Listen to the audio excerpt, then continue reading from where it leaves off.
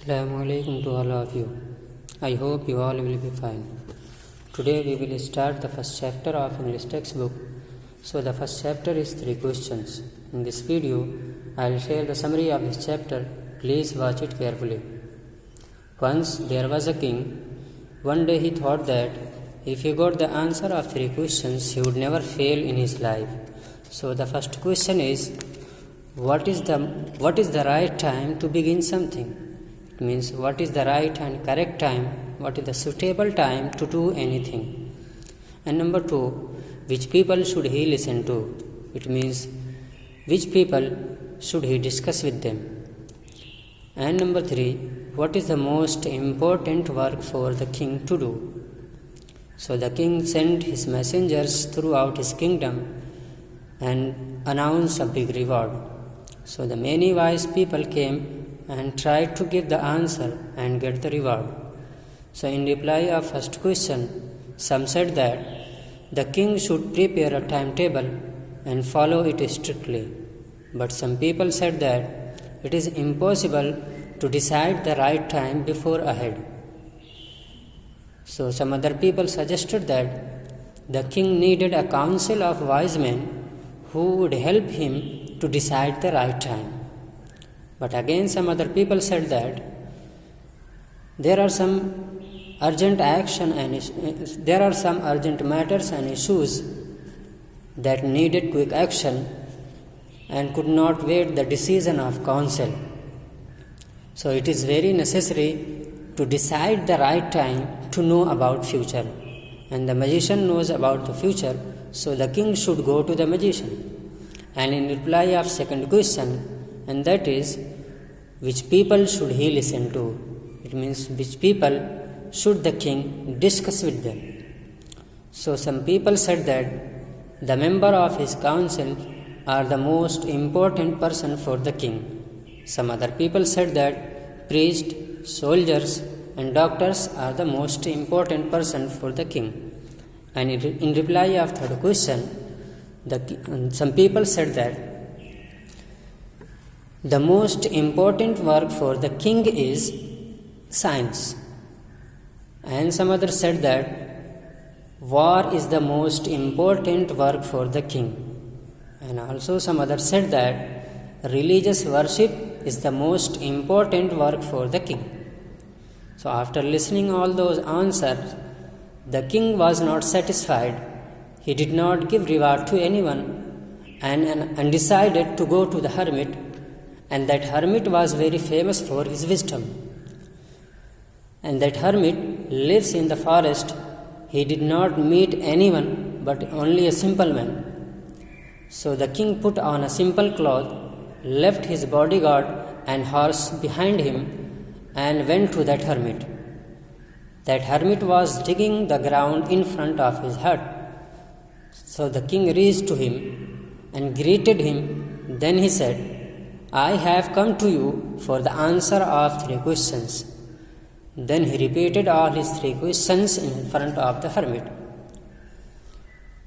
Hermit listened all those questions but did not reply. So the king took the spade from the hand of hermit and started digging. The king dug 2 beds, then stopped and repeated his question and then again asked the answer of his questions. But again the hermit remained silent.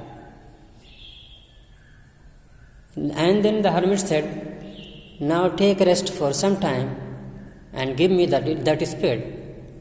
But the king continued digging the ground and he did not give the spade to the king. Time passed on, so it was sunset. So the king stopped digging and said to the hermit, please tell me, if you cannot give my answer, I will return my home. Meanwhile, a man comes running towards the king. As the man came to the hermit and the king, he fainted and fell down on the ground. The king saw that man was injured badly. So the king and the hermit removed his cloth and dressed his wound. At last, the bleeding stopped. Now it was dark, so the king and the hermit took the man into the hut and put him on the bed. The king was so tired, so he also slept on the floor. In the next morning, when the king woke up, he saw that man was looking at the king. He came to the king and said, "Please forgive me."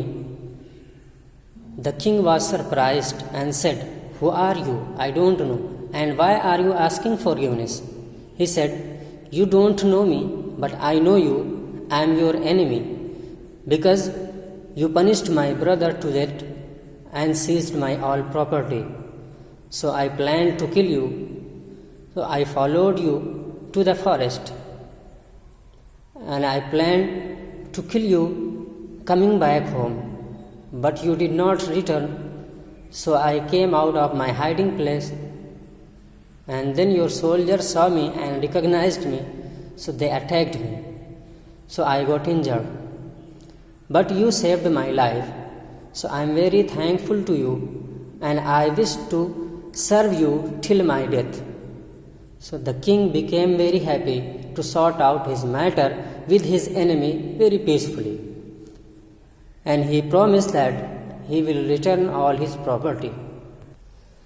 So before leaving that place, the king again went to the hermit and said, "Please tell me the answer of my question." The hermit said that, "You have already been answered." The king said, "How is it? What do you mean?" I could not understand. So the hermit said, "Don't you see? If you had not felt pity on myself and had not dug the beds, you would have gone and the man would have attacked you. So the most important time was when you were digging the beds, and I was the most important person, and the goodness what you did with me was the most important work. After that, when the man ran to us, so the most important time was when you were looking after that man, and he was the most important person, because if you did not save him and you did not help him, that person would have died. And what you did for that man was the most important work." So in the end, remember one thing: the most important time is now. It means your present time is the most important time to begin anything. And the most important person is one with whom you are in your present time. And to do good with the person with whom you are is the most important work for you. So this is the summary of your chapter, and now I will send a question, and you have to write down the answer of those questions and send me.